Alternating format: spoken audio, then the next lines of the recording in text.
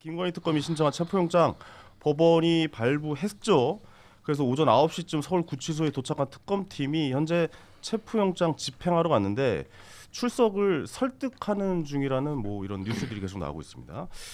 김준일 평론가, 이게 출석을 설득하는 건 뭐예요? 이게 체포영장을 집행하는 건데 출석을 설득하고 있다. 그러니까 이게 지금 우리가 다 듣도 보도 못한 상황을 지금 계속 보고 있는 거죠. 저는 이런 단어를 처음 봤어요. 구치소에 있는데 체포영장이 나온 거 대한민국에서 처음일 거예요. 그러니까 진짜로. 체포가 돼 있는데 체포영장이 또 발부가 돼서 체포영장, 그러니까 같이 나가는 걸 설득하고 있다. 그러니까 이게 이제 큰 틀에서 보면은 특검들의 경쟁 관계를 좀 이해하실 필요가 있고, 그러니까 내란 특검이 잡아넣은 거잖아요. 그래서 내란 특검도 조사를 시키고 싶어서 계속 구인 시도를 했는데 서울구치소에서 이제 협조를 안 한 거죠. 그러니까 그 서울구치소 입장은 니들이 직접 해. 나 곤란해 죽겠어. 가운데서 껴서 곤란해 죽겠어. 약간 이런 느낌이에요. 그러니까. 그리고 이제 체포영장을 이렇게 발부를 받았는데 뭐 법원에서 발부를 해줬으니까 어쨌든 조사를 조사해야 된다라는 거를 인정해 준 거잖아요. 그러니까 지금 내란 특검 입장에서는 내란 특검은 그냥 말로만 했어요. 서울구치소를 압박하고. 그런데 이제 여기에서는 김건희 특검은 이제 직접 가야 되는 거죠. 그러니까. 그런데 그럼에도 불구하고 그 감옥에서 깜빵에서 끌어내는 거는 서울구치소가 해야 되는 거예요. 그거를 이제 앞에서 인계받아서 이제 데려가는 거, 그거를 할 수 있을 것이냐 없을 것이냐. 지금도 우리에게는 서울구치소 직원들은 우리에게는 그런 권한이 우리는 인권 보호를 하거나 이런 사람들 감시하는 거지. 우리가 이 사람들을 끌어낼 수 있는 권한이 없다라고 어저께까지는 입장이 나왔어요. 근데 지금 엄청 압박하고 있거든요. 예를 들면 뭐 민주당에서도 TF만 들어가지고 지금 이거 제대로 되는지 안 되는지 보겠다고 민주당 쪽 정치권도 압박하고 특검도 압박하고, 그래서 오늘 윤석열 전 대통령이 끌려 나올지 소위 말해서, 그래서 조사를 받을지는 좀 봐야 될 것 같습니다. 이거 어떻게 보십니까? 장해찬 최고위원은 아무래도 친윤이다 보니까 지금 이런 상황이 좀 안 맞다고 생각을 하실 것 같은데. 그러니까 기본적으로 이 사법 절차에 다 따라야죠, 누구나. 근데 그 전직 대통령이라는 특수성을 또 무시할 수 없는 게, 그게 그 사람이 대단해서가 아니라 한때 국민의 많은 지지를 받았던 인물이기 때문에 국민 통합이나 뭐 이런 걸 염려해서 사법 절차에 있어서 최소한의 예우를 갖춰왔던 거거든요. 그러니까 역대 구속 수감됐던 전직 대통령들이 꽤 있잖아요. 그렇죠. 근데 그 누구도 막 이렇게 뭐 그럼 들어가서 이렇게 자꾸 끌어내요? 그게 안 돼요. 그러니까 그거를 이제 행정적으로 하려면 하겠지만 특검 입장에서도 부담스러운 게, 수사관들이 들어가서 팔다리 잡고 이렇게 막 끌어냈다라는 게 알려지면 그것도 엄청난 국민적 갈등이나 혼란, 또 일어나서는 안 되지만 서부지법 소요 사태 같은 젊은 지지자들 막 자극하게 되고 막 이렇게 돼요. 그러니까 저는 그 사법 절차 안 따르는 걸 제가 두둔하는 게 아니라 전직 대통령 수사라는 특수성이 있다.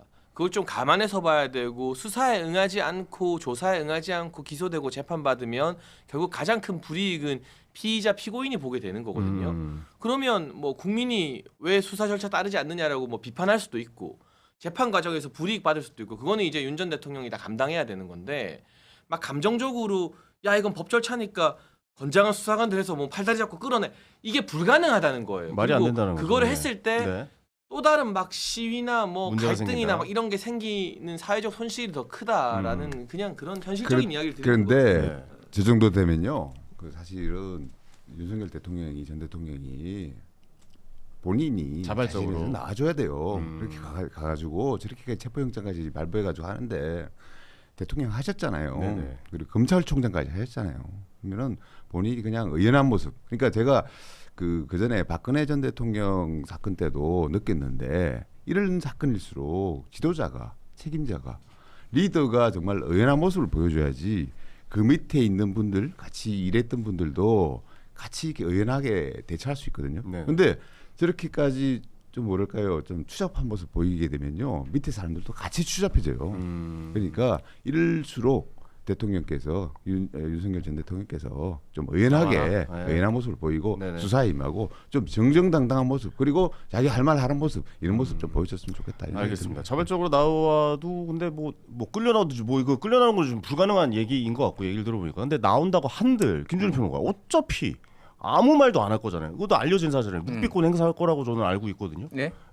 당연히 그러면 아무 소득이 없는 건데, 이거 결국 쇼라고 봐야 되는 겁니까? 어떻게 우리가 해석을 해야 돼요? 그러니까 쇼라고 하기보다는 특검이 그러면은 아무 말도 안 할 거니까 우리는 그러면 아무 일도 하지 않겠다라고 하면은 그게 더 이상한 거죠. 그것도 말도 안 된다. 그럼요. 특검은 그러니까 수사기관이 해야 될 일을 하는 거고 뭐 네. 윤석열 대통령이 본인이 뭐 방어권을 행사하겠다고 하면은 법 절차에 따라 할 수밖에 없는 거예요. 그래서 우리 이동훈 대변인께서 정말로 아주 점잖게 대통령이 해야 된다는데 그 사람은 그럴 사람이 아니란 거 우리가 다 알잖아요. 그러진 않을 이미 것이다. 그럴 사람이었으면은 이미 진작에 협조도 하고 했겠지. 거의 최악이다 제가 보기에는 뭐 범죄 혐의로 있었던 사람들이 굉장히 많은 대통령들이 있었고 수사도 받았지만은 처음 봤어요 진짜. 그리고 본인이 했던 것들 다 부인하고 부하 직원들한테 뭐 저기 군인들한테 다 떠넘기고 있잖아요. 그러니까 뭔가를 기대할 수 없는 사람이다. 그러니까 얼마나 답답하면은 이렇게 했겠냐 그 정도로 이해하시는 게 맞는 것 같아요. 장희찬 최고 그 약간 그런 거 있잖아요. 그러니까 전 좀 쉬었다 오면 안 될까요? 아니 마무리 줘야 돼요. 이쪽에서 출발한 없어요, 일이기 때문에. 커피? 윤석열 조카 좀. 아니 커피 한 잔 안 주고 이런 어려운 거에 똑같은 앞에 있잖아, 설명을 앞에. 해준다고? 앞에 뭐 나 마실 오늘 거 2배 줘 2배. 내 거 드릴게, 내 거 드릴게. 이럴 목이 거면 탄다. 테니까. 예찬이 목이 탄다. 역시 100억 부자. 쿨하게 자기 출연료를 준다고 하네. 아니, 저 궁금한 게 기저질환 때문에 좀 거두기 힘들다. 뭐 이런 얘기 나오고 있는데 그 개인적으로 좀 듣는 얘기 있을 거 아니에요. 근데 그것도 저도 그런 뭐 것좀 얘기해줘요. 직접적으로 파악할 수는 없지만 예. 이제 변호인단 통해서 뭐 그 변호인단에 제가 아는 분들도 있고 하니까 확인하면 네.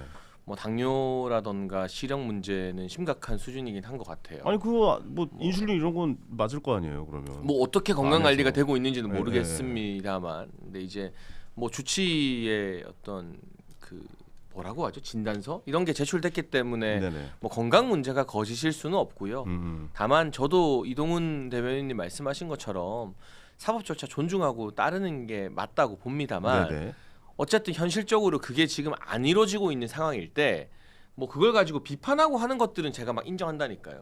그걸 비판하지 마라 막 이러는 게 아니라, 근데 이제 감정적으로 민주당 지도부나 이런 사람들이 뭐 구치소 방문해서 압박하고 하는 게 무슨 의미가 있냐, 정치적인 거밖에 안 되고, 그걸 뭐 다시 말하지만 막 일부 이 좌파 진영의 개딸들이나 지지자들이 말하는 것처럼 막 잡아내서 끌어내고 하는 게 불가능하다는 걸 저는 현실적으로 설명드리는 거고, 네네네.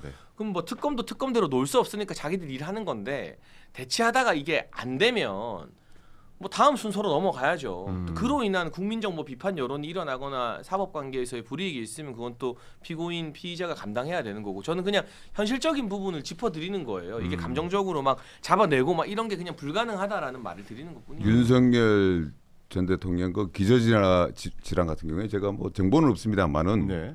그 뭐 기저질환 있는 게 당연한 것 같아요. 그러니까 술을 그렇게 드시는 분인데 기저질환 없으면 그 이상한 거죠. 그래서 저는 그 뭐 건강 이상 뭐 얘기하는데 오히려 술 안 드시니까 건강해지겠다. 거기 가셔가지고 술 안 드시니까 예. 그런 건 있어요. 왜 술 많이 드시는 분들이 항상 그 좀 끊으면은 명현 현상이라 그래가지고 몸이 좀 안 좋아져 그런 느낌이 들어요. 네. 그러니까 막 알코올이 막 부르고 이런 느낌이 드는데 오히려 조금 지나면은 몸은 좋아지실 것 같아요. 그러니까 그거 가지고 건강 가지고 너무 핑계 대실 필요는 없다. 저는 그렇게 생각합니다. 건강 핑계는 될 필요가 없다. 네. 예, 그냥 적극적으로 임해라. 뭐 이렇게 좀 이야기를 좀 정리해 볼 수 굉장히 있을 것 같아요. 점잖은 조선일보 논설위원님으로 기억하고 있는데 굉장히 네네. 독하시다 말투가. 지금 교육식당에 계신데 조곤조곤 점잖으신데 내용이 굉장히 독하다. 네네네. 깜짝 놀랐습니다. 네. 그렇습니다. 자, 계속해서 좀 다음 주제로 넘어가 볼 텐데 매칭이 많으신 것 같아요.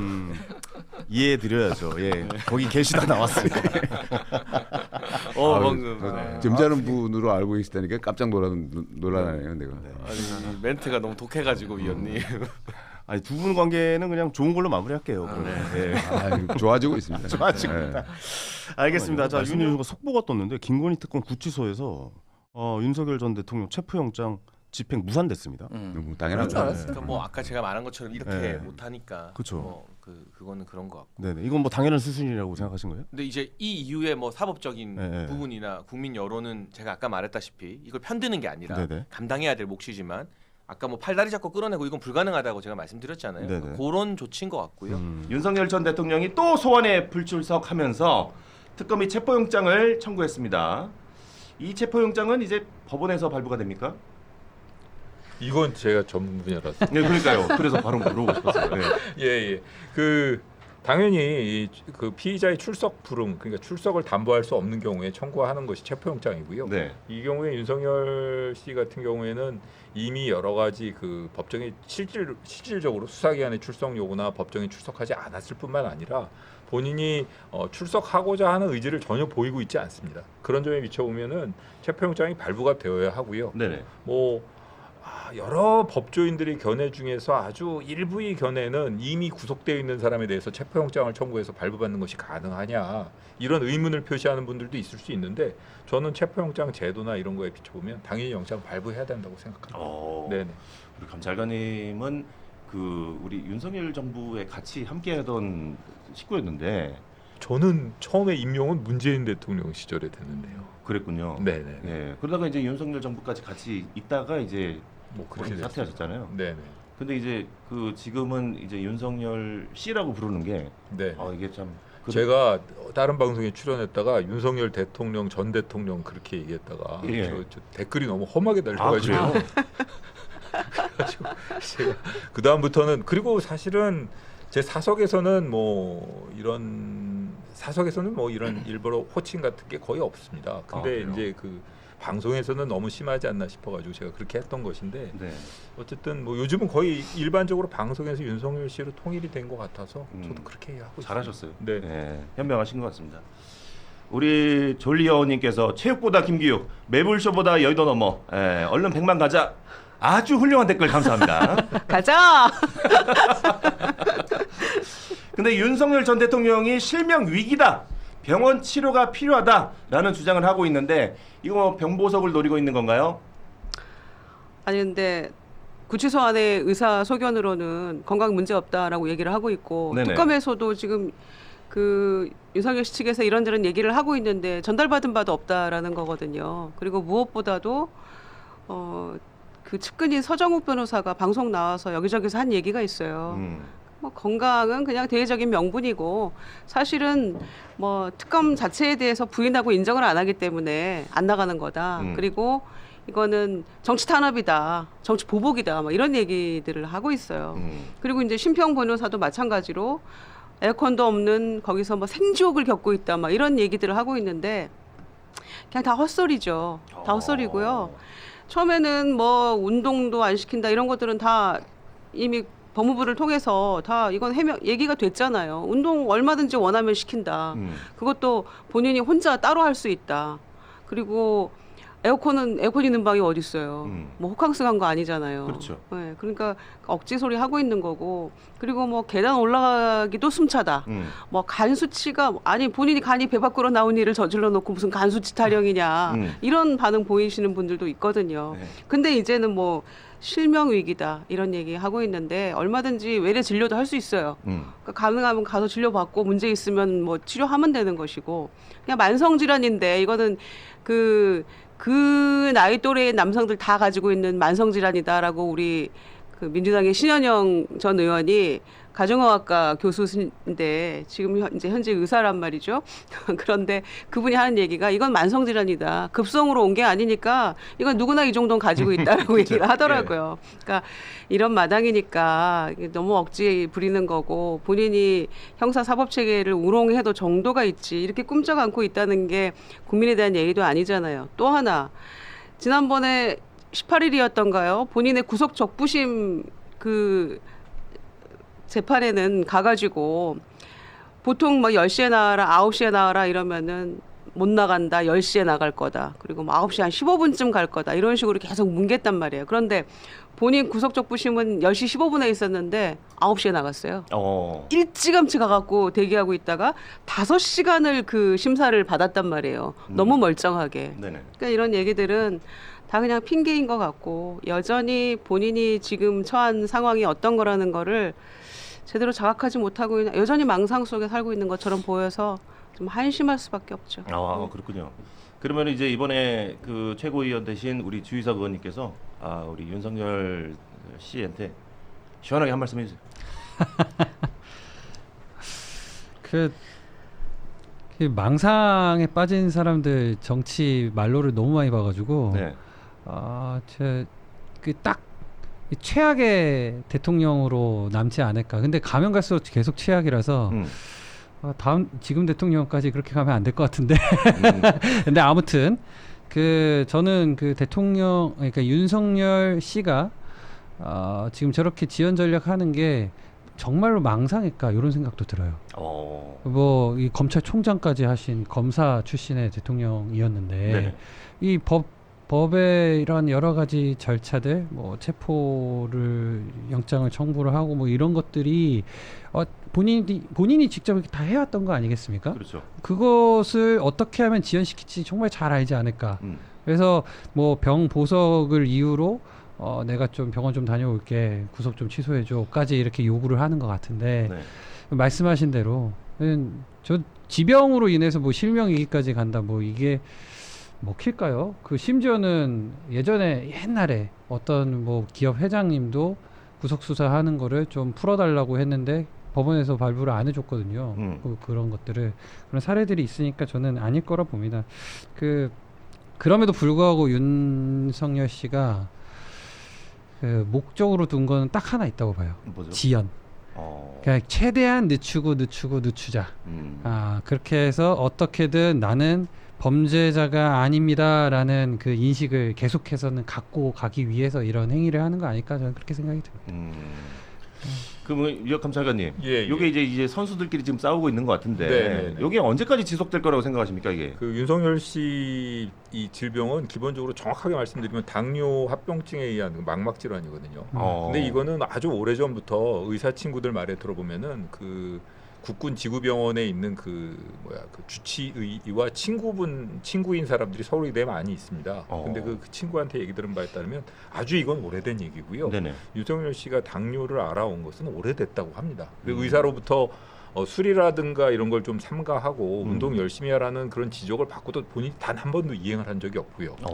그리고 나서 이제 그 이번에 그 수감되고 나서도 네네. 사실 운동 시간이라든가 이런 거는 누구에게나 공통적으로 다 똑같이 주어지는 거거든요. 네네. 근데 본인이 그 수용실에서 독거실에서 나오지 않고 그 다음에 바깥에 나와서 운동 시간 주어진 시간에 운동 안 하고 이러고 지내고 있단 말입니다. 사실 제가 아는 분들 중에도 그런 식으로 수용 생활을 좀 한 분들이 있어요. 있는데 예. 그분들은 들어가가지고 아주 건강해져서 나왔단 말이에요. 오히려. 예, 하루에 뭐 한 200개씩 팔표표기 하고 바깥에 나가서 1시간 운동 시간 주어질 때 계속 달리기 하고 이래가지고 본인 몸을 본인이 관리하고 나왔고 그 이후에도 잘 지내고 있습니다. 그런데 여기는 보면은 그 안에서도 역시 게으르게 지내면서 실명이기다 이런 얘기를 계속 하는데 이거는 본인이 법률적인 공방으로는 도저히 본인의 형사 책임을 면할 길이 없으니까 이런 식으로 계속 어떻게 보면 밑밥을 던져놓는 거라고 할 수 있겠죠. 내 건강이 안 좋아. 수용 생활을 계속 지속할 수 없을 정도야. 그럼 이게 아까 말씀하신 데처럼 병 보석이라든가 혹은 나중에 구속 취소, 형집행 정지 이런 거를 신청할 수 있는 근거를 만들 수 있는 거가 되겠죠. 그러니까 그런 법률적인 측면에서 평가를 한다면 그런 장기적으로 그렇게 빠져나갈 잔꾀를 부리고 있는 거 아닌가 이런 생각이 듭니다. 네네. 윤석열 씨가 술을 굉장히 좋아한다는 소문이 있는데 네네. 사실인가요? 그 술 좋아하고 그 다음에 그 본인의 식습관 자체가 예전부터 아주 유명한 얘기 중에 하나가 고기 반찬 없으면 밥을 안 먹는다 그래요. 고기 좋아하고. 네, 그러니까 그 기름진 음식 좋아하고 사실 실질적으로 유튜브나 이런 걸 찾아봐도 아니 뭐 저 소주 한 잔 정도는 그러면서 이렇게 글라스에 따라서 마시면서 이건 소화제 아니야 그러면서 하는 게 나오거든요. 그런 걸 보면 본인이 건강 관리는 거의 안 해왔다고 보는 게 맞을 것 같습니다. 그럼 소주 한 잔이 그 한 잔이 아니군요. 글라스. 글라스 큰 잔이었어요. 예, 거의 그 옛날에 그 막노동 할 때 먹던 그런 네, 스타일로. 그러니까 딱 한 잔만 하자 그러면서 글라스를 든다는 거거든요. 예. 근데 원래 검사분들 분위기가 그런가요? 이 술 관련해서? 요즘 많이 바뀌었습니다. 요즘은? 요즘 많이 바뀌었고 그런 사람들은 아주 옛날 분들이 많이 계셨는데 그 공무원 연금공단에서 아주 좋아할 일들을 많이 하시고 돌아가셔가지고 일찍 일찍 돌아가셨죠. 많이 내시고 일찍 돌아가셔가지고 그런 거 보면 요즘에 젊은 검사들 같은 경우나 이 전반적인 회식 문화는 많이 바뀌었습니다. 예. 그러면 그 윤석열 씨 같은 경우는 이제 예전 분이고 옛날 사람들이죠. 그렇죠. 그러니까 뭐 술 많이 먹고 그걸 자랑하는 그게 이제 뭐 당연한 거라고 생각하는 그런 사람들 분위기인데 그렇게 지냈던 옛날 문화에 젖어 지냈던 분들은 건강 상태가 다 좋지 않아요. 망상에 빠진 술 주정뱅이 뭐 이런 느낌인가요? 그러면 아니, 모두 그래서- 종합을 하면 아니 그 구치소에서 오히려 술도 못 먹고 다 끊고 하니 건강이 좋아져야 되잖아요, 건강이. 그렇죠. 그리고 사실은 그 많은 정치인 그 수감 생활했던 선배 정치인들은 다 몸짱돼서 나오는 경우 진짜 많아요. 그런데 거기서 계속 지금 어디 아프다 여기 아프다 아픈 데가 계속 돌아가면서 달라지더라고요. 타령을 하고 있고. 본인 지금 있는 데가 수용자 한 4-5명 수용하는 방에 혼자 있는 거잖아요. 그렇죠. 근데 이렇게 이게 힘들다면 그냥 홍거방으로 보내가지고 한번 같이 운동도 하고 같이 지내봐라. 그래야지 불평불만 없을 거다. 지금 얼마나 호화롭게 살고 있는지. 그래서 송영길 전 대표 같은 경우에도 서울구치소에 한 11개월 있다가 이제 보석으로 나오셨는데 하는 얘기가 이거예요. 너무 화가 난다. 좀 호텔방이다 거기는. 그리고 윤석열 씨 있는 데는 2층이라서 거기가 비교적 상대적으로 시원하대요. 그러니까 송영길 전 대표는 3층에 있었는데 3층은 겨울에 너무 뼈시리게 춥고 여름에 너무 덥고 그런 데 있었는데 왜 혼자 지내면서 지금 이렇게 불평불만이냐. 거기는 호텔이다. 서울구치소에서. 이러면서 이제 굉장히 비판을 강도 높게 했었는데 본인이 이럴 줄 몰랐나요? 앞으로 적응하길 권고드립니다. 왜냐하면은 내란 수계는 사형 아니면 무기징역, 무기근거인데 적응해야 되지 않겠어요. 예. 그러니까 그 안에 계신 분 중에서 이제 운동 좋아하시는 분을 룸메이트로 붙여줘라.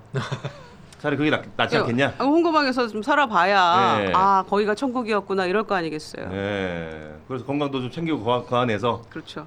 검사 잘 받게 네. 했으면 좋겠다. 라는 의견 주셨습니다. 고맙습니다. 예. 윤석열 전 대통령이 공천 개입 의혹과 관련해서 김건희 특검의 소환 요청에 불응을 했는데요. 자, 먼저 우리 이상민 씨께서는 어떻게 이 부분을 좀 생각을 하시는지 누구의 말씀을 좀 전해주세요. 안녕하십니까 국민 여러분. 우리 간치수인지 뭐 간수치인지 걱정이 됩니다. 그리고 우리 그 거동들이 불편하신 분은 없으시죠? 저는 좀 불편해가지고. 근데 요즘에 이런 노래가 있대요. 그 윤호 씨가 불렀다는 노래인데 이건 첫 번째 레슨 수사는 출석 안 하기.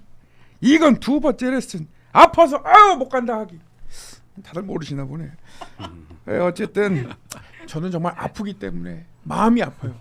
그리고 편지도 내가 봤잖아요. 러브레터 그 모스탄 씨하고 참 네, 좋았지. 그럼 윤석열 씨 지금 거의 아내 되시는 분이 네네네. 보러 오지 않잖아요. 그렇죠? 면회를 안 오는데 좀 보고 싶지 않으십니까? 다시 태어난데도 그런 아내 또 없을 테죠. 네, 질문이 뭐였죠? 그러니까 김건희 씨가 오지 않는데 다들 고개 좀 숙여주세요. 우리 지지자들 보시니까. 네, 진행해 주시죠. 그 김건희 씨가 여기 와서 면회를 좀 하고 해야 될 텐데. 김건희 어떻게 씨가 생각- 뭡니까?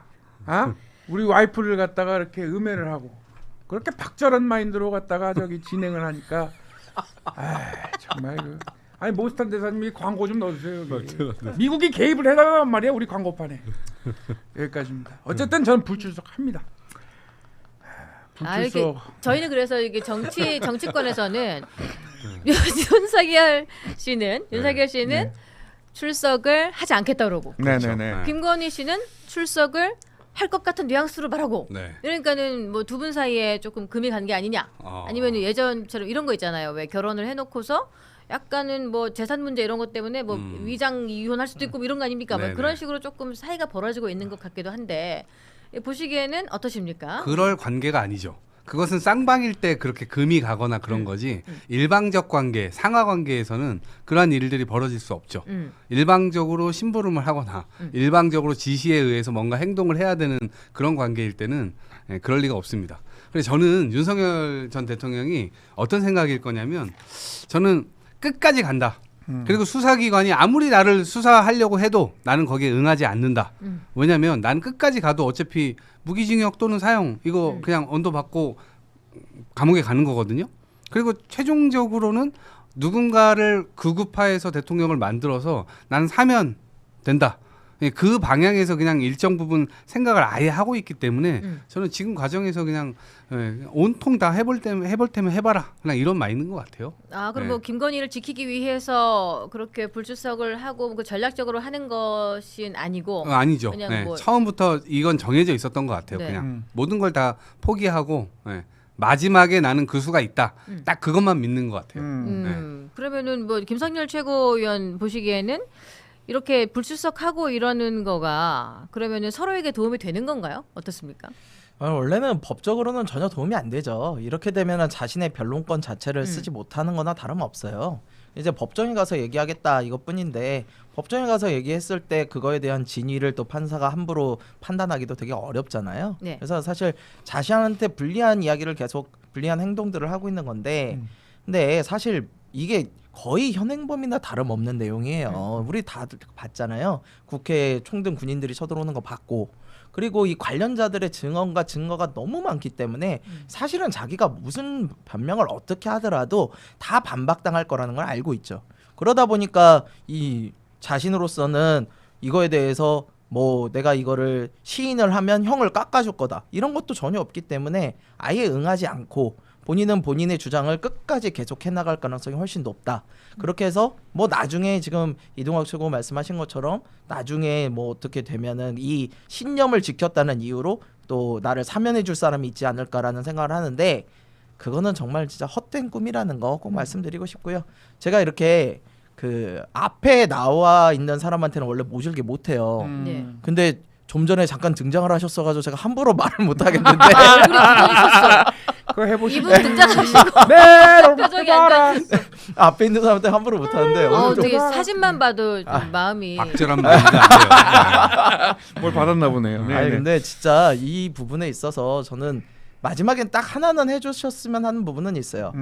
뭐 본인이 어떤 의도건 저희는 이해하기 어렵습니다만 계엄이건 뭘 했던 국민들이 얻었던 이 마음의 상처와 민주주의를 후퇴시켰던 이 부분에 대해서는 반드시 사과는 해야 됩니다. 끝까지 자신이 옳았다라는 저런 걸 계속 몰고 가는 거는 역사가 결국 안 좋게 평가를 할 거예요. 네.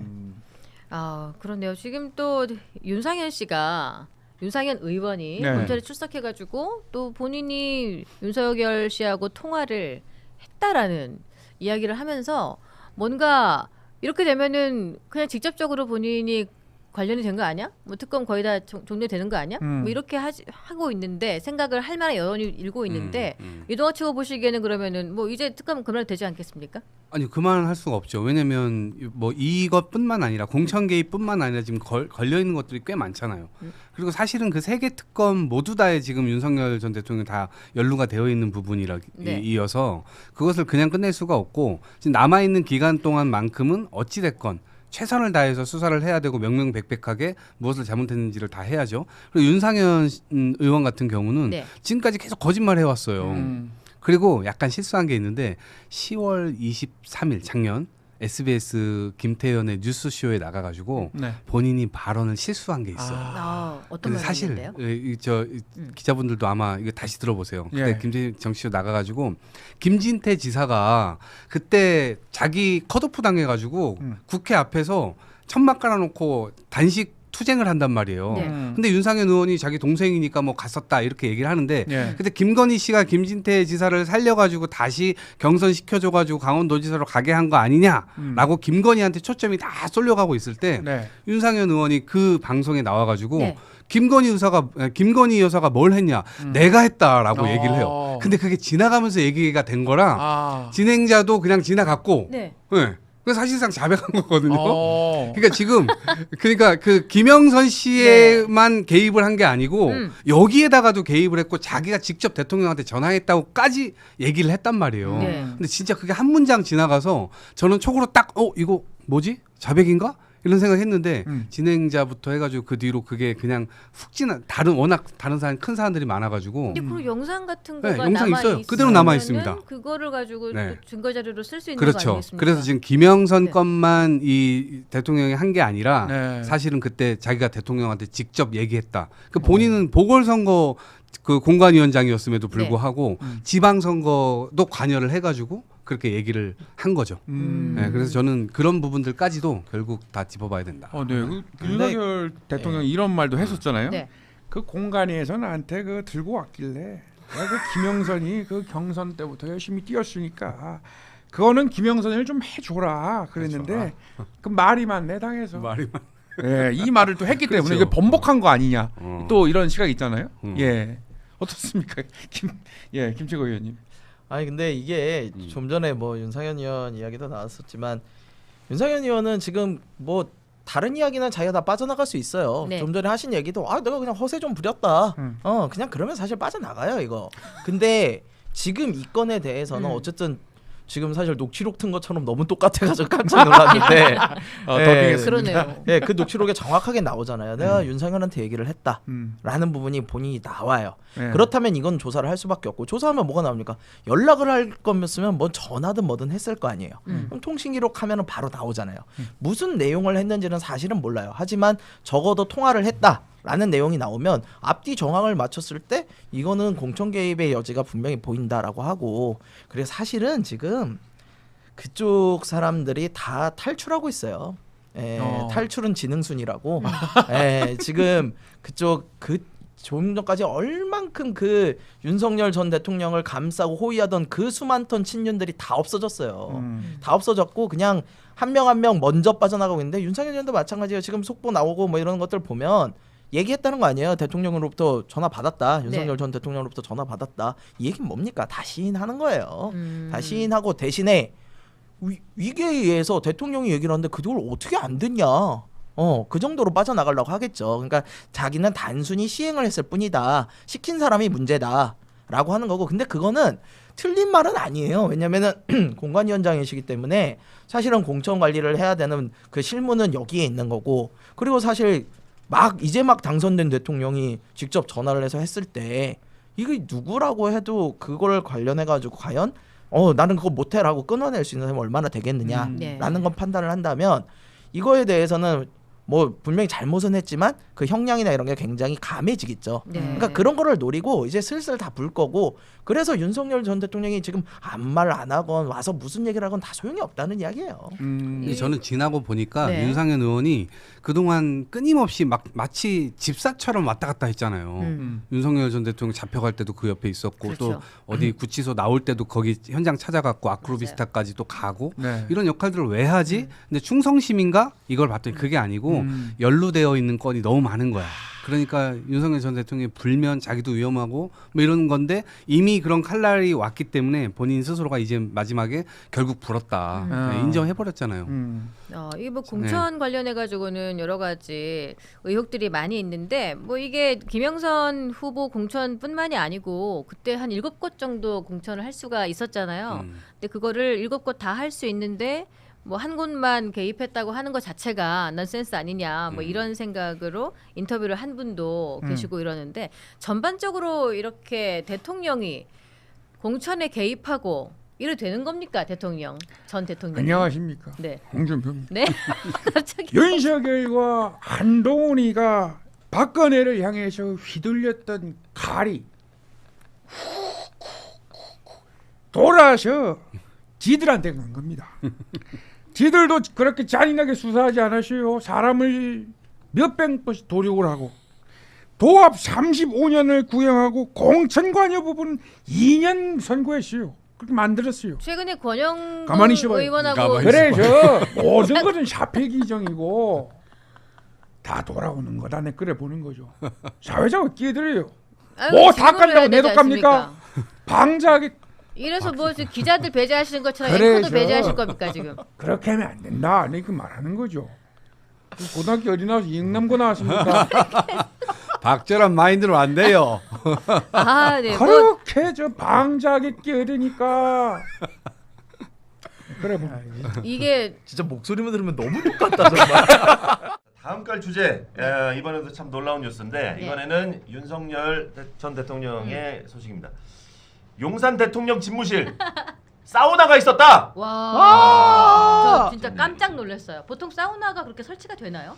안 되죠. 관저에는 있을 수 있다고 봐요. 근데 집무실에다가 사우나까지 있는 거는 좀 이해할 수 없고 제가 이제 당 대표를 모셨을 때는 당에 있는 당 대표실에는 별도의 화장실과 그 샤워 시설은 있어요. 네. 별도에. 그거는 워낙 이제 외부 활동을 많이 하시니까 별도가 필요한 것 같은데 이런 사우나 시설까지 있었다라는 것은 역시나구나라는 생각이 들었어요. 그러니까 남자분들 술 많이 먹으면 보통 아침에 사우나 가서 땀을 쫙 빼면 뭐 숙취가 없어진다. 뭐 이런 얘기가 많이 있거든요. 그렇지.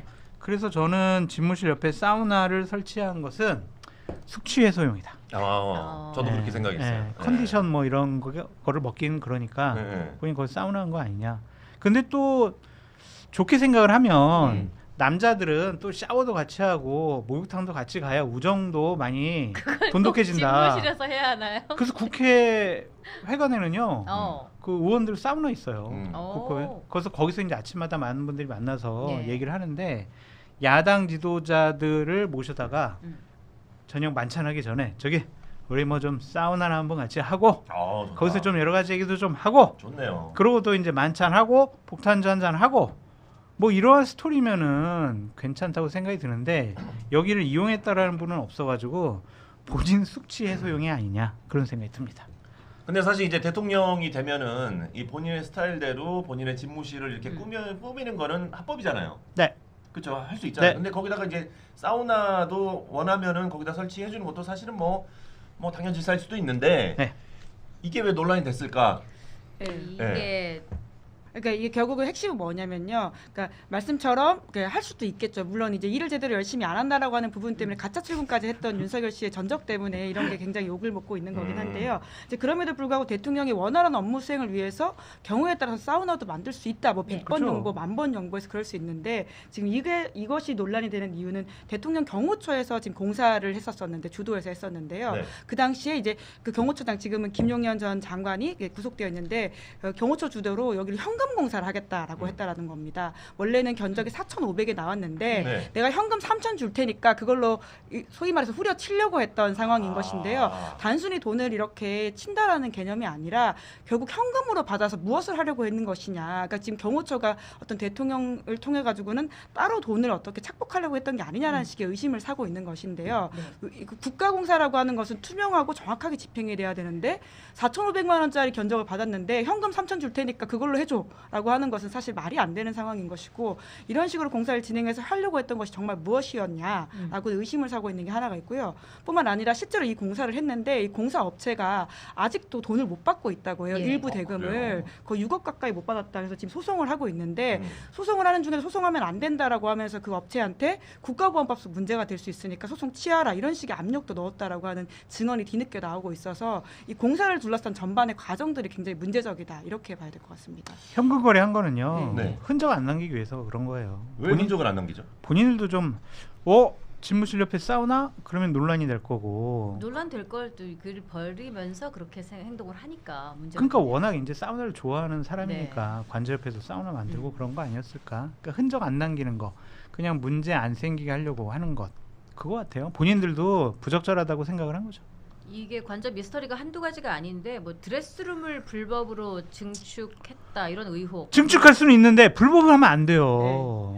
그러니까 제가 말씀드린 게 약간 섞여 있는데 앞서 이야기했던 사우나는 대통령 집무실이고요. 저희가 이제 말씀드리는 그러니까 공사비를 소송을 하는 것은 또 관저와 관련된 그러니까 여러 가지가 섞여 있어가지고 윤석열 씨 주변이 좀 명확하지 않아서 이상해요. 이런 이야기들을 좀 드릴 수밖에 없는 상황인데 결국 핵심은 경호처이고요. 여기서 돈을 어떤 식으로 혹시라도 현금 거래가 불투명하게 이루어졌다라고 한다면 그거는 김용현 전 장관에게 혐의가 추가될 수도 있는 부분이다라는 거죠. 아니 사우나 시설을 좀 당당하게 좀 하지. 이거. 그 관저에도 있고 그리고 대통령 집무실에도 사우나실은 둘 다 있다고 하긴 합니다. 이게 좀... 근데 막 이제 대통령은 24시간 네. 비상 상황에 대비해야 되잖아요. 그렇죠. 항상 맑은 정신 해야 돼요. 왜냐면 북한이 갑자기 윤석열 대통령 만취해가지고 한 폭탄주 50잔 먹었는데 밤 11시쯤 남침을 해. 뭐 미사일을 쐈어. 그러면은 본인이 최종 결정권자니까 항상 차분하고 냉정하게 맑은 정신 상태에서 국가의 정책을 결정해야 되기 때문에 판단해야 되기 때문에 술 보통 안 먹거든요. 그렇죠. 먹어도 한 잔만 먹고. 그렇죠. 근데 이제 술 먹고 사우나 가서 땀 빼고 이렇게 그냥 거의 팬티만 입고 땀 빼고 있는데 갑자기 북한이 막 무슨 일을 저질렀어. 웃기잖아요 이거. 생각만 해도 상상만 해도. 바로 냉탕 들어가야죠. 그렇죠. 그러니까 이제 본인들도 국회에서 문제될 거라고 생각이 들어서 감추려고 한 것이 아닌가 그런 생각이 들어요. 그 집무실 집무실 옆에서 이제 술 한잔 먹고 약간 조금 너무 일반적인 생활을 할까봐. 그렇죠. 부적절해요. 이상한 분이에요. 사우나 설치한 걸 좀 당당하게 하지. 네, 보다 뭐 열심히 일하려고 그랬을 수도 있으니까, 그렇죠? 열심히 밤새도록 일하고 또 피로를 풀고 또 일하고. 네, 근데 지금까지 공감을 나왔던 아무도 안 해주시고. 네, 그러니까 말씀처럼 그런 용도였으면 좋았을 텐데 그러게 지금까지 말입니다. 나왔던 정황들을 맞습니다. 보면 그러니까 늘 술 먹고 그리고 심지어 늦게 출근한 것에 대해서는 가짜 출근했다는 보도가 나와서 예. 이제 문제가 된 바가 있잖아요. 이제 그러다 보니까 맞습니다. 대통령이 정말 열심히 직무를 했는지에 대해서는 대부분이 공감을 안 하시는 것 같아요. 이게 열심히 술 먹으려고 음. 사우나 시설을 대통령 집무실 옆에 한 거 아니냐. 그렇게 우리가 추측을 하고 얘기를 해도 할 말이 없을 것 같아요. 근데 이제 그 현금 3천만 원 주고 이거를 공사하자라고 얘기하는 것 자체도 사실은 사실 윤 전 대통령도 그렇지만 김건희 여사 둘 다 약간 좀 짜치는 행동들을 좀 많이 했네요. 그럼요. 예. 저렇게 해서 돈 벌어가지고 진짜. 안타깝네요. 예.